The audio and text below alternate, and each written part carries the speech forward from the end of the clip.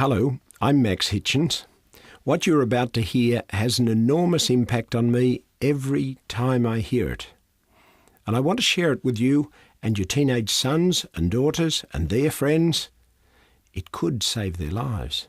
Do you remember what it was like when you were a teenager? Do you remember feeling indestructible, particularly when you were driving a car?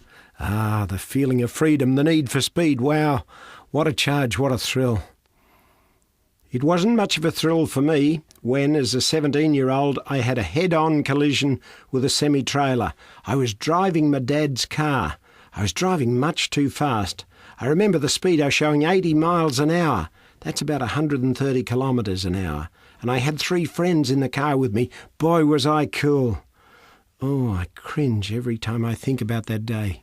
My dad's car was horribly smashed. We all should have been killed in that smash. But we were incredibly lucky. The policeman said he could not believe how anyone could have gotten out alive, but we did. Apart from getting out alive, the only benefit from the accident was it totally changed my attitude to driving a car. My brother wasn't quite so lucky. A few years ago on Christmas Day, he was changing a flat tyre on his car. A drunk, crazily speeding on a motorbike, attempted to pass another car on the curbside where my brother was and slammed into him as he was lifting the spare tyre out of the boot. The impact drove him into the trunk of the car and the open boot lid ripped the top of his head off. I remember going to the intensive care ward to see him. It was awful. His head was swathed in bandages, about twice its normal size. I'll never forget that image. But I invite you now to listen to someone, and you might change your attitude to driving too. The day I died was an ordinary school day. How I wish I had taken the bus. But I was too cool for the bus. I remember how I conned Mum to give me the car. Special favour, I pleaded. All the kids drive.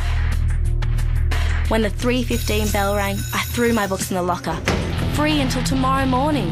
I ran to the parking lot, excited at the thought of driving a car and being my own boss. Doesn't matter how the accident happened. I was showing off, going too fast, taking crazy chances, but I was enjoying my freedom and having fun. The last thing I remember was passing an old lady who seemed to be going awfully slow. I heard a crash, a terrific jolt. Glass and steel flew everywhere. My whole body seemed to be turning inside out. I heard myself scream. Suddenly, I awakened. It was very quiet. A policeman was standing over me. I saw a doctor. My body was mangled. I was saturated with blood. Pieces of jagged glass were sticking out all over.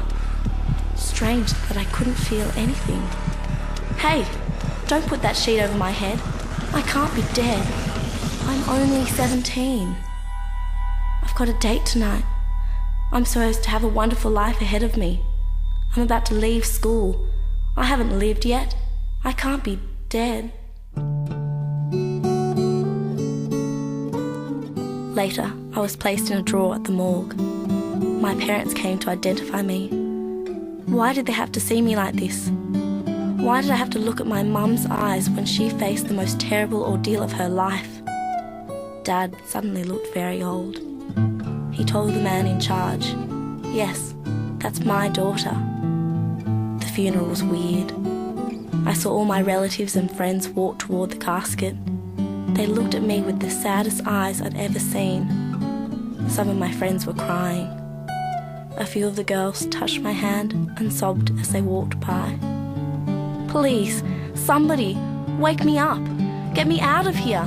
I can't bear to see Mum and Dad in such pain. My grandparents are so weak with grief, they can barely walk. My brother and sister are like zombies. They move like robots. In a daze.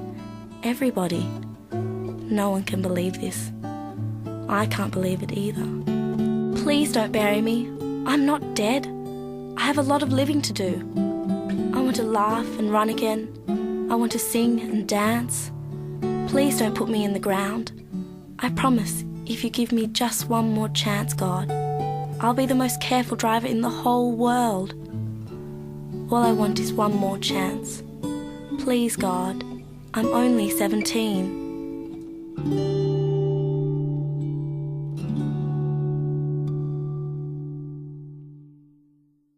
This piece was written in 1967 by an American, John Berrio.